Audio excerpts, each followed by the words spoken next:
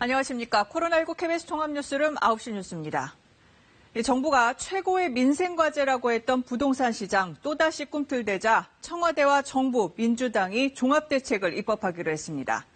취득세와 보유세, 양도소득세, 또 전월세 대책 등 쓸 수 있는 정책 수단은 모두 동원될 걸로 보입니다.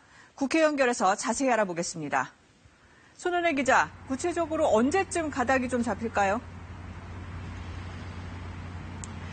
네, 7월 임시국회안, 그러니까 다음 달 4일까지 부동산 종합대책을 처리하겠다고 밝혔습니다. 현재 당정청의 협의 중인데 이번 주 안으로 기본적인 방향이 나오고 다음 주에는 의원 입법 형식으로 발의되지 않을까 전망됩니다.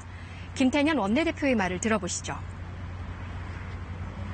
투기성 주택 보유자에 대해서는 종부세 등을 중과세하고 특히 아파트 투기 세력을 근절하는데 모든 정책 수단을 동원하겠습니다.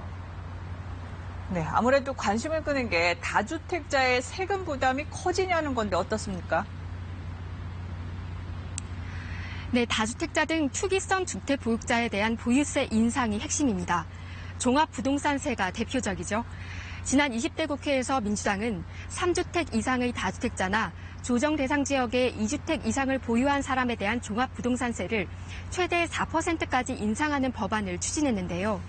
이 안을 그대로 유지할지 세율을 더 높일지 주목됩니다. 또 단기 보유 등 투기성 매매에 대해서는 양도소득세율을 올려 징벌적인 과세를 하는 정책도 검토되고 있습니다. 민주당 강병원 의원의 경우 주택을 1년 미만 보유한 경우 양도세율을 최대 80%까지 높이자는 법안을 오늘 발의하기도 했습니다. 네, 그럼 주택을 사는 경우에 어떻게 하겠다는 겁니까? 네, 두 가지 경우의 수가 있습니다. 생애 처음으로 주택을 구입하는 등 실수요자에 대해서는 세율을 지금보다 낮추거나 금융대책으로 지원하겠다.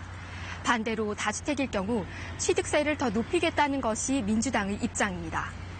개인 다주택의 경우 취득세를 최대 15%까지 이중과세하는 싱가포르 사례가 언급됐을 정도로 다주택자의 취득세를 높이는 방안도 논의되고 있습니다. 그런데 다주택자가 이 부담을 세입자나 임차인에게 전가할 수 있다는 게 문제 아닌가요?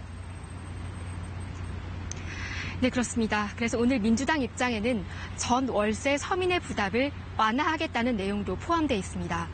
이미 박주민 의원 등을 중심으로 임대차 3법이 발의된 상태인데요. 임대료 인상을 제한하고 임차인의 계약갱신 청구권을 보장하면 집주인이 함부로 세입자에게 부담을 지우기는 어려울 것이라는 내용입니다.